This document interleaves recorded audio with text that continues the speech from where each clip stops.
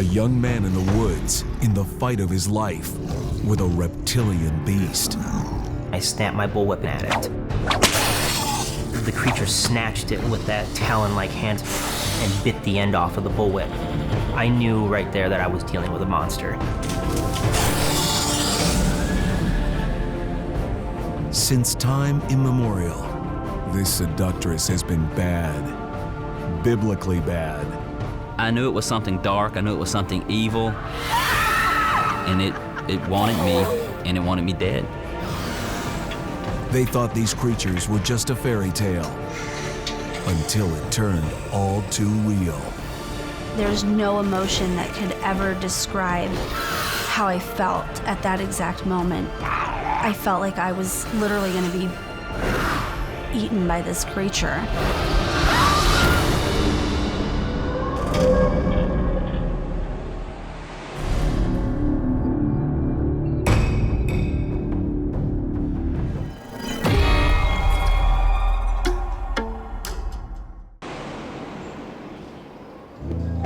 The Carolina coast, a region known for dense swamps, lazy rivers, and blackwater bays. Within these branching waterways, a legendary creature. Most people never see it coming. Those who do wish they hadn't. I fixed my sight right on where the noise was coming from, and that's when I saw the movement. That's when I realized that this is a monster in front of me. The real thing.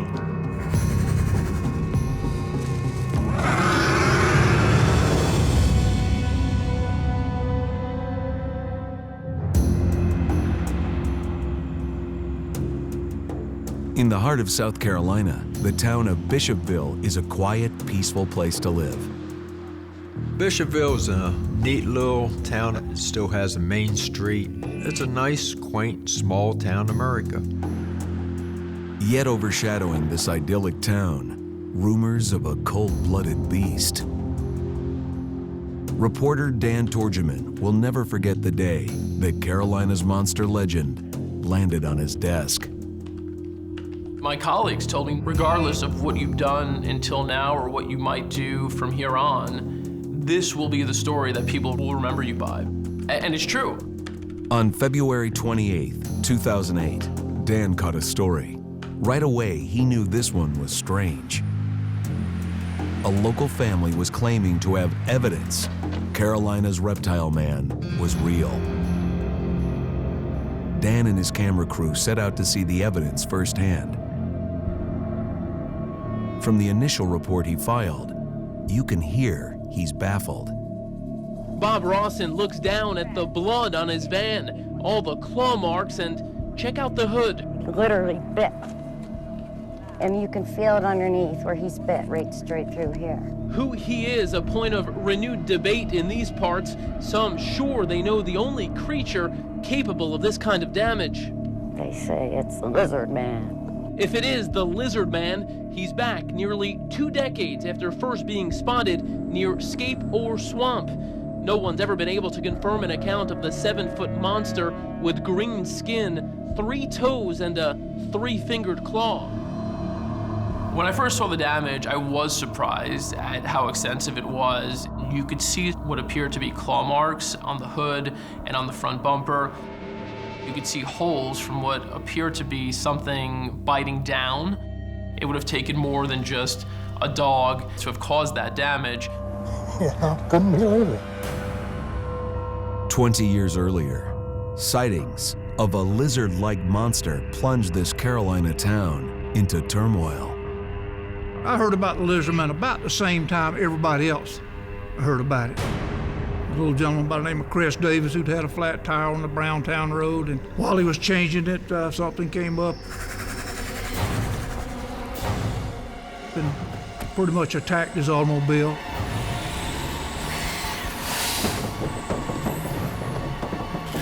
He talked about the 3-fingered paw that reached down across the windshield.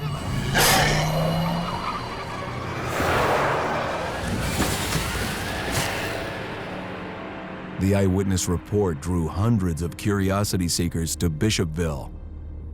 People showed up with rifles and shotguns, going out and hunt the lizard man. Something has kept this thing going from that time on. In 1988, pilot Frank Mitchell had his own terrifying encounter near the swamps. For the past 33 years, Frank has crop dusted the fields around Bishopville. Everyone knows him, and they know he's not a man given to exaggeration. I don't drink, and everybody that knows me will tell you that they'll believe what I tell you. I don't have any reason to tell anything wrong. One morning, Frank was preparing his plane for takeoff. The runway lines up directly over the Scape Ore Swamp. A strange creature would appear on his flight path. It was like any average day. The weather was perfect. And it was in the early morning. And it's a point that I call a point of no return. You're either going to lift off because you've already got your takeoff speed, or either you're going through them woods, you know. And so on this particular day, I was right at that point. And this thing come walking across the runway right in front of me.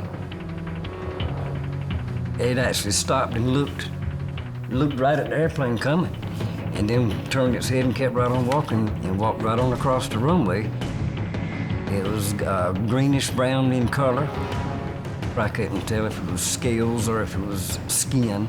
And it had a face kind of like a monkey, but a longer face than a monkey. This thing was in an upright position. It looked like some of both animal and human. Frank circled back to get another look.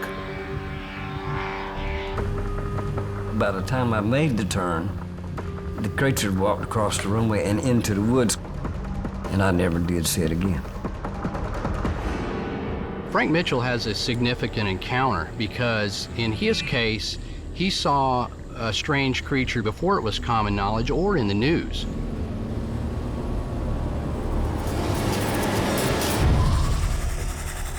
Truly, he did see something as far as we know, and it can't be explained to this day. This was some unexplainable creature that was passing through Scape Ore Swamp.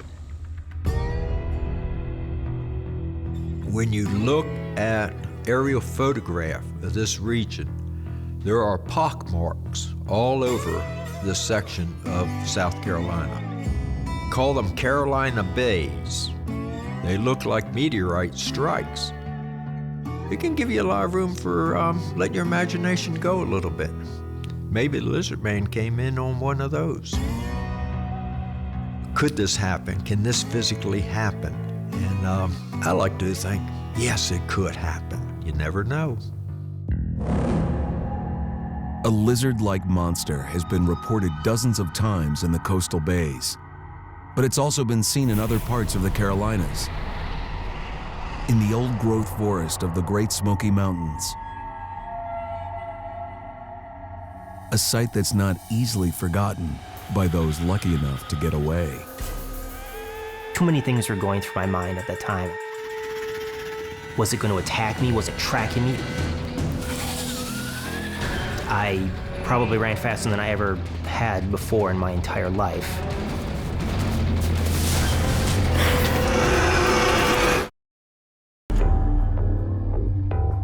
In the Carolinas, there's a legend of a bizarre lizard-like monster. A two-legged mutant covered in scales. One look at its burning yellow eyes makes the blood run cold. Some accounts date back many hundreds of years to a time when Native Americans lived in great numbers in the Carolinas. There is a story about when the men with tails came here to live with the Waisaki Indians. They were fish eaters, but after they ate up all the fish, they went into the swamp, and that's where they've lived ever since. More recently, The Carolina creature has been seen outside of the swamps, in the Appalachian Mountains. In August of 1990, 17-year-old Jamie Anderson decided he needed an adventure. It began by sneaking away from home. This was a trip that I decided to take on my own without anyone's permission. I was depressed, and I really wanted to get away. On a bus ride from Minnesota to Florida, Jamie reconsidered. About halfway down there, we reached North Carolina, and I had a change of heart. So I stopped there and decided to go back to Minnesota. But the next bus was not scheduled to depart for another 2 days. Being at my age, I couldn't get a hotel or motel or anything like that. I decided to go camp out, and I was prepared for camping. So I made my way out into the Great Smoky Mountains area.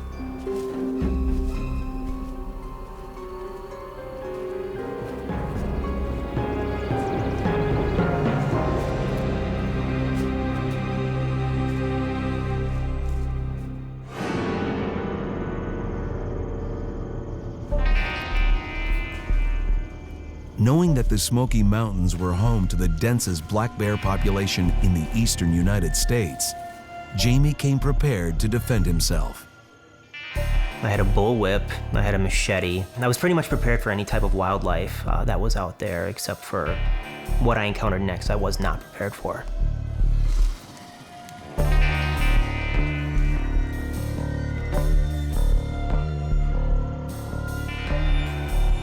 It was around 1:30 in the morning, and I woke up from just this god-awful sound. My heart jumped up into my throat, the hair on my arms just stood straight up, and I immediately started looking around. My first thought it was a cougar. So I grabbed the bullwhip, and I started looking around for any signs of something stalking me. The noise was definitely closer. And that's when I saw shadows in the bushes sort of moving.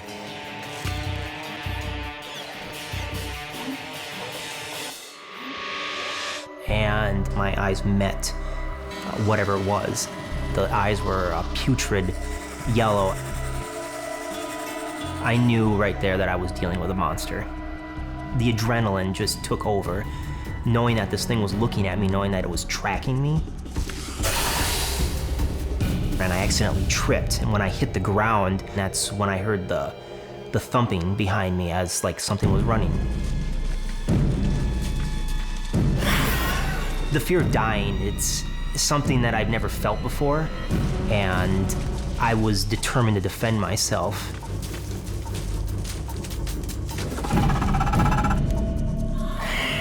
Jamie Anderson cracked his whip.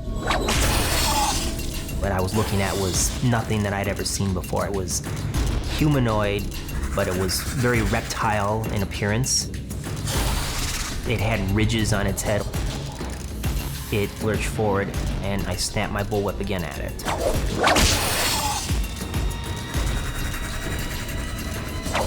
The creature snatched it with that talon-like hand of its and bit the end off of the bullwhip. And I ran.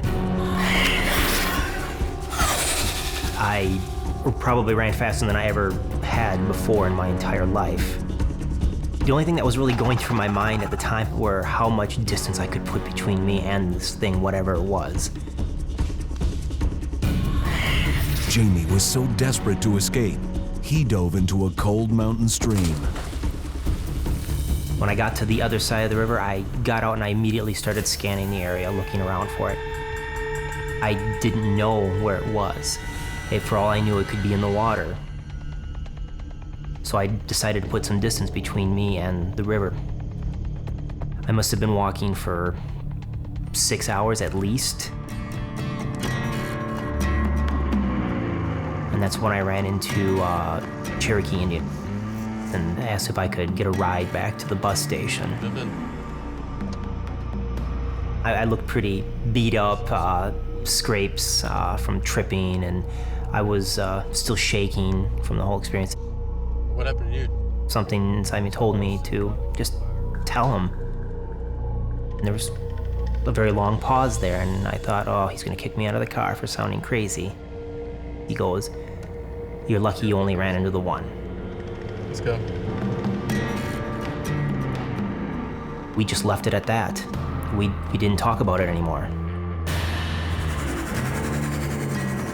I go back through folklore and hear stories that have been handed down for centuries that now scientists are finding out they're true. This same thing could apply to the lizard people. They may be out there, and we just haven't found them yet. I used to walk the runway at night. I like to get out and just walk, look at the stars and whatever, and listen to the sounds. I don't walk the woods no more.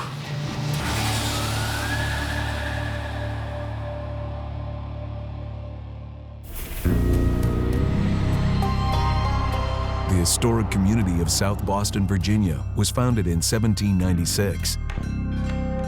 Historic by American standards. Yet it's been visited by a demon that's thought to be thousands of years old. She typically wears a human face, a voluptuous body, and lures her victims with a promise of sensual paradise. That's when her true nature is revealed. I knew it was something dark, I knew it was something evil, and it wanted me, and it wanted me dead.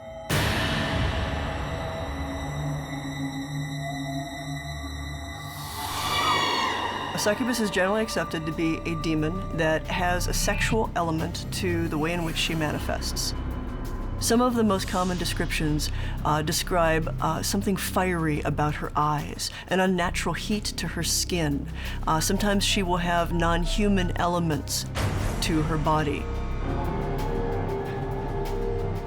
Minister Russell Irby routinely warns his followers about the temptations of evil.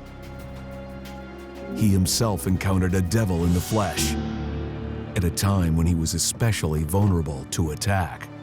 What you want to hear about today, counselor? I'd been a correctional officer for a while, working at the maximum security prison, and then I was promoted to counselor. And they needed someone to work with sex offenders. Tell me about your case. You want to hear what I did? I would do counseling with them. I'm trying to see what were their issues, what were their triggers, and seeing if they could work around those triggers and stay away from those things. Spending long hours at the prison took a psychological toll on Russell. Two things was happening. One, disgust, but at the same time, found myself wanting to learn more and get more into it, wanted to read the cases. So I'm having this fight on the inside of me. How can this both be exciting to me, but at the same time be totally disgusted by it?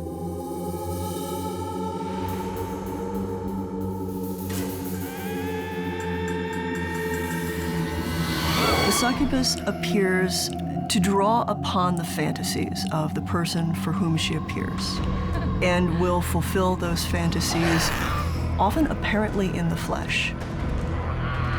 It's a fear that's beyond human, because you know you're dealing with something that's not human. And it feels like it's something that can just do more than kill you.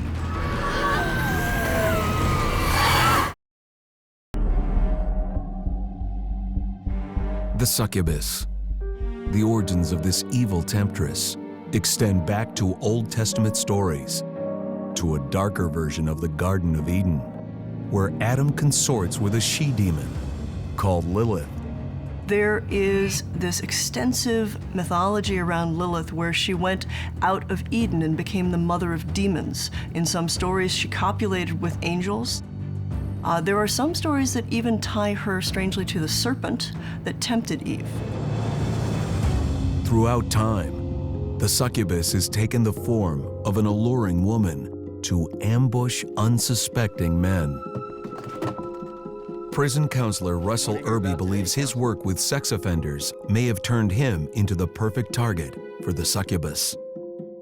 Being in that kind of environment, I noticed changes in myself. I was going towards more perverse situations. I think as long as I stayed around that kind of deviance, I was getting deeper and deeper in it.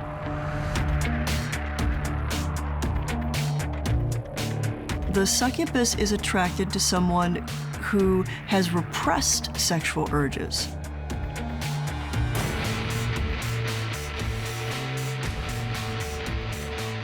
You're scared because you don't want to act on things like this, but at the same time, it feels like it's getting stronger and stronger within you.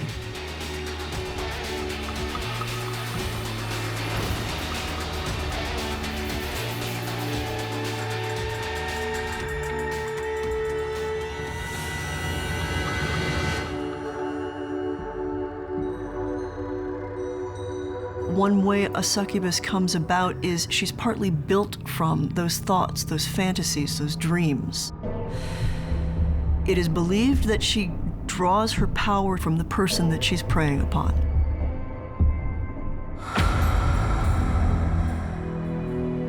The succubus first appears in visions and dreams, and then she begins to gain physicality.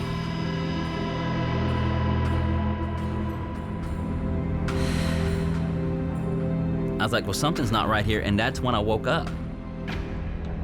And I could feel that thing there on the bed beside me. She looks enticing, but her intent's pure evil. She's a breath stealer and a life stealer. And she seems to make a transformation.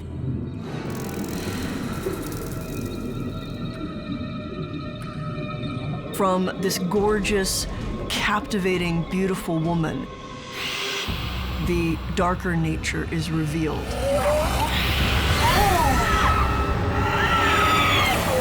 I wanted to scream. I have air coming in, I have air coming out, but I couldn't make a noise. My hands were above my head. I could not move. I was totally under control of something else. And that's probably the most terrifying thing about it. You can't move, you can't fight, nothing you can do, but you feel just like something's just, it's killing you and that it's getting closer. It feels like if it just completely touches you that you're done. I just start praying. Whether it be angel come down, that Jesus do something. Lord, I beg you.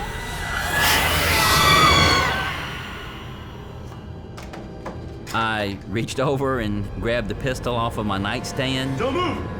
I'll shoot you! And after a few seconds and nothing moved, I got the courage to cut the light on.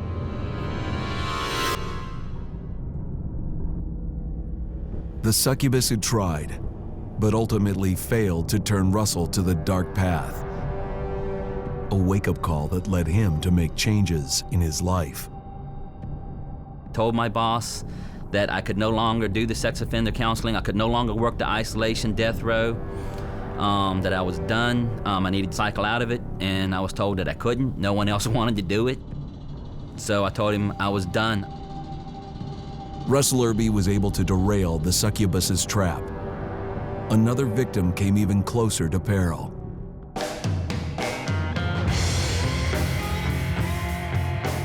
In the 1990s, Springfield, Missouri, and its many country music clubs abruptly shifted its focus. Heavy metal music was all the rage. Kenneth Deal was riding this wave. The hair band thing on MTV was really popular. It doesn't matter if you were small and just starting out, you were in demand. And with that comes the wine, woman, and song lifestyle.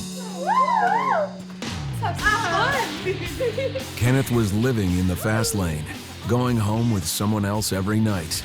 Naughty boy. But still, something was missing. Seems like all my friends had the relationships and they envied me because I had a revolving door, and I envied them because they had relationships. I just felt empty inside the whole while. Then, one night, an unholy creature appeared, offering Kenneth a dangerous alternative. I would roll over in bed and I would see someone standing there. Very vivid, just like it was a real person standing there. beautiful female. She's a fantasy turned into flesh. But it becomes clear what she wants is to possess the person utterly and to devour them on a level that goes deeper than the flesh. It just kind of disappeared through the wall. Kenneth dismissed the experience as a wishful fantasy. But days later, when the she-demon returned, this dream became his worst nightmare. It was like an assault. The succubus tried to collect my soul.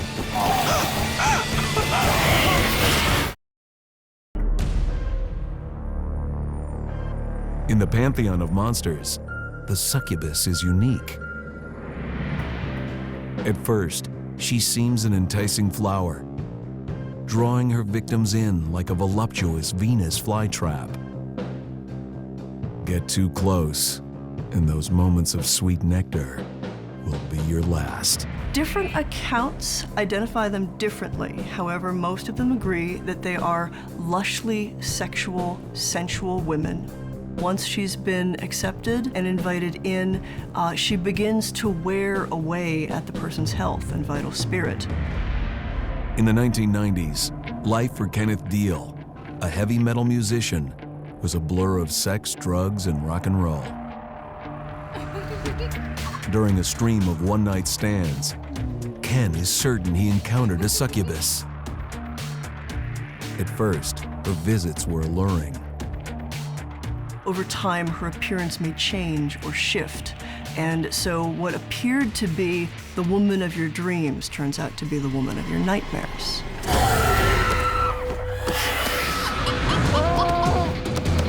It was like an assault, holding me in bed. And she was straddled over me with its hands over my face like this. I felt these feet dig into me like toenails, digging into me tighter, almost like a knife. It was painful and hard to breathe. Worst case scenario is you get to see a truly ugly side, and she becomes the creature of cadaverous pallor and decay. The flesh looked like it was burned, like burned skin. I was having something like an out-of-body experience.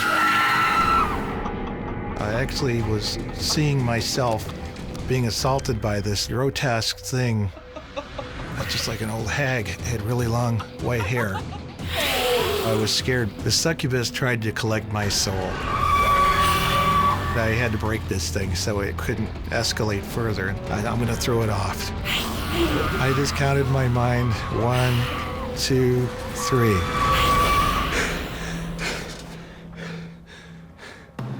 And I get up, and there's nothing there.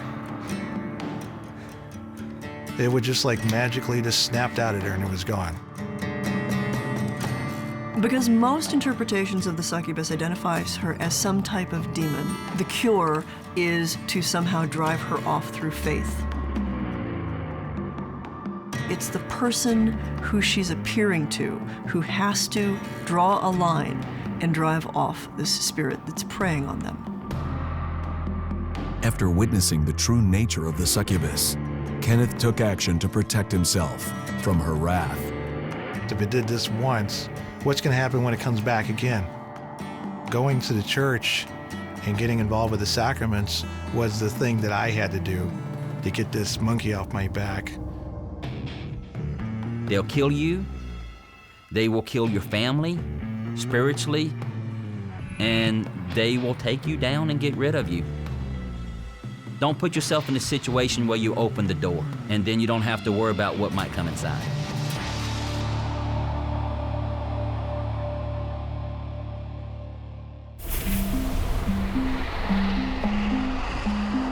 Napa Valley, California. To most, this is wine country, an idyllic tourist destination, a picture-perfect way to spend a weekend. If you're smart, you'll stick close to the vineyards and avoid the steep road that snakes its way west, out of town. Over the years, the overgrown lane known as Partrick Road has taken on a nasty reputation. Dozens claim it's home to a forest full of flying monkeys with a thirst for blood.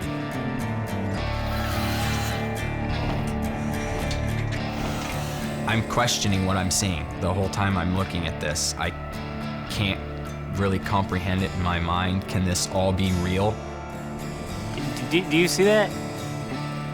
It looked like the devil.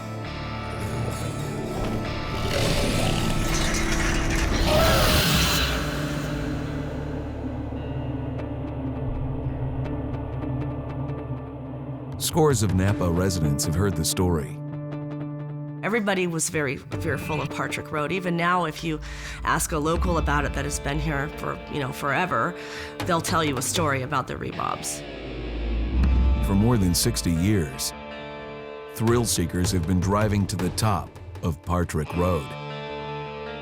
Growing up, I heard a lot about Rebobs from my parents. Me and my brother, we thought there were these fake stories that parents tell their kids to keep them away from certain areas, which kind of drew us up there because we wanted to kind of see what was going on.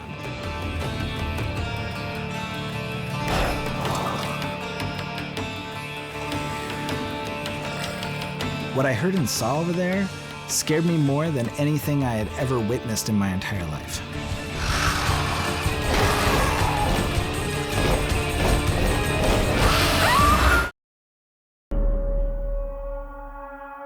According to local legend, Partrick Road in Napa Valley is haunted by a monstrous breed of monkeys known as the Rebobs.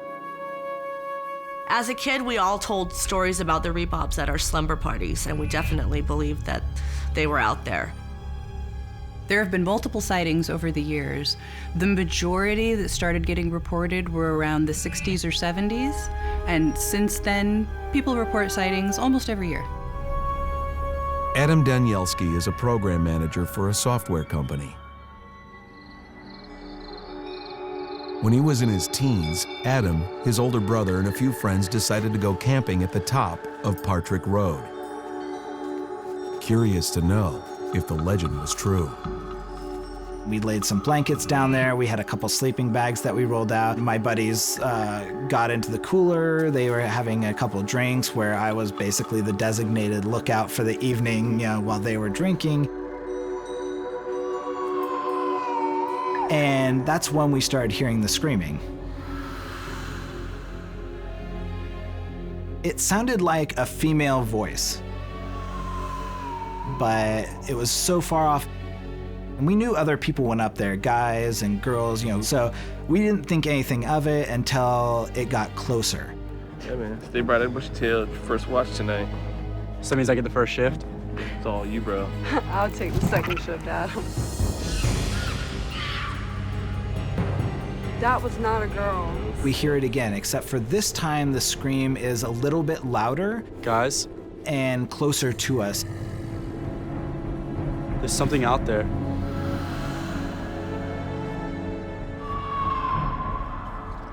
We were a little too scared to even go back to the car at this point.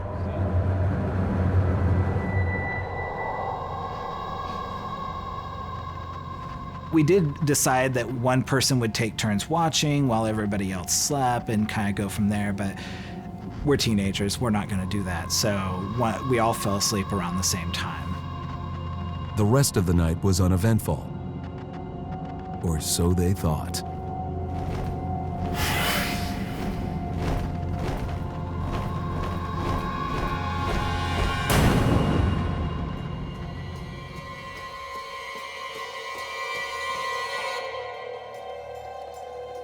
I think it was around 7 a.m. when we first woke up.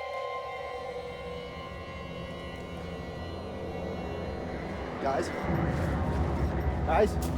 One of our friends stands up and we look over, and from his left shoulder down to about his right pectoral were 3 very distinct scratch marks.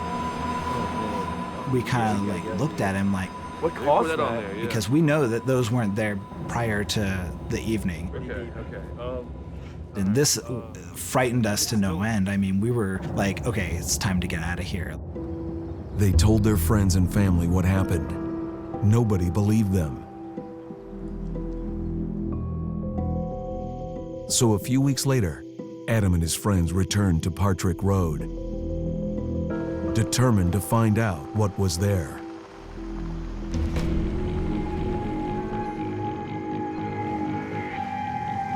Once again, it's pitch black. All we can see is kind of the dust around, the shadow in the headlights. And we get about halfway up the hill and something jumps in front of the car. And I look over just in time to see this humanoid shape jump to a tree from the side of the road. And it starts climbing up the tree. I'm absolutely petrified. I can't even move. And that's when it hit me that there's one. Could there be more? The teenagers flee, but they can't escape the reality of what they've seen. We were 100% sure that it was a rebob at that point. There was no doubt of what it was. Another sighting.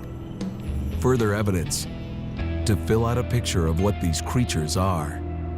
The rebobs are said to be very large, intimidating creatures, larger than the average man, upwards of 7 feet tall, dark, furry bodies, red, glowing, beaming eyes, large wings without fur, and one of their most common attributes is they have a loud, terrifying screech. Put it all together, and this is a monkey gone terribly wrong. It looked like pure evil to me. It looked like the devil. Do you see that? In my life, I've never been scared as much as I was that night. There's nothing in this world that will ever make me go back to that road.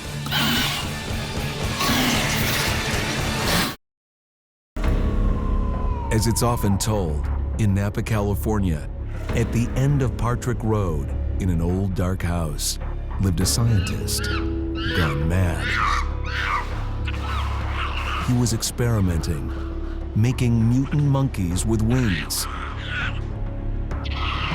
Eventually, the apes got loose, claiming the woods around Partridge Road as their own. Growing up in Napa Valley, it's hard to avoid hearing the stories about the flying rebobs. I heard about rebobs through different family members, older generations, talking about them being up in the hills by the wineries, out on Partridge Road. Sabrina Monta knew nothing about the local legend. I grew up in Santa Rosa, about an hour from here, and I'd never heard of the rebob until I met Brian. I didn't believe a word that came out of his mouth when he told me about it. In 1997, when Brian and Sabrina were 17, the couple decided to make a late-night run to find the rebobs. We were young, we didn't have anything else to do, so we drove to Napa. As they went up the dark and winding road, So this is where all the rebobs the mood live. in the car abruptly changed. There's a myth that when you pass the cattle grates halfway up, the temperature drops. You feel like you're always being watched. And we get not even a mile up into the road. Can we turn the heat on? And I started getting just shivers. And I told Brian, can we turn the heater up? Can we roll the windows up? It's really cold. Then I noticed he had goosebumps on his arms. At the end of the road, they found the gates of the abandoned Partridge home. And I remember looking at the house that's on the top of the hill, and there's this big black gate, and it's almost Gothic looking.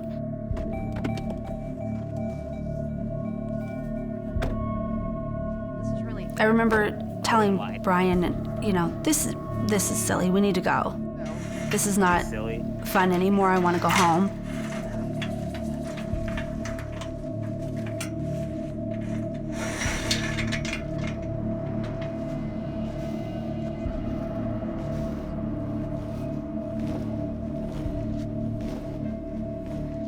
hear that?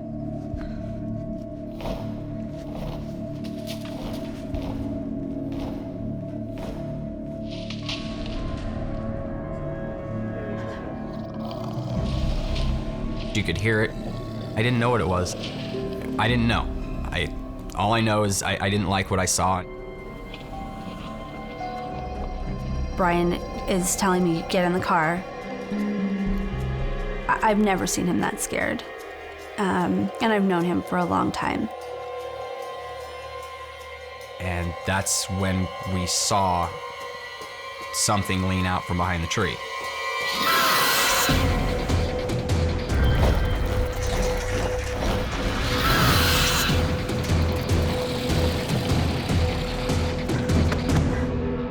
And what sticks in my mind the most is the eyes, the big red eyes, the penetrating look.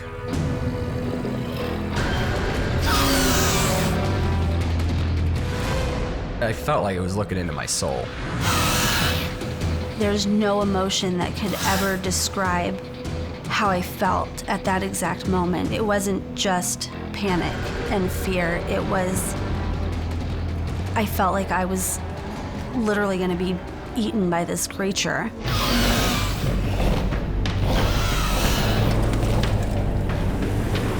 They jumped into the car and raced to the bottom of the hill. What was that? Only then did the teenagers feel safe enough to admit what they had seen. Brian was the first one that said, I saw the rebob. And then I said, if you saw what I saw, is this what it looked like? And he described in detail everything that I had seen. He had seen the exact same thing. It proves that you're not crazy. You didn't just imagine something. What you saw was actually there. For those couple of seconds, it was pure terror. For those who have looked into those blood-red eyes, the fear lasts forever. There's no emotion that's going to be stronger than real fear and really seeing something that is not natural. After seeing that, I don't feel like I'm ever going to be that scared again.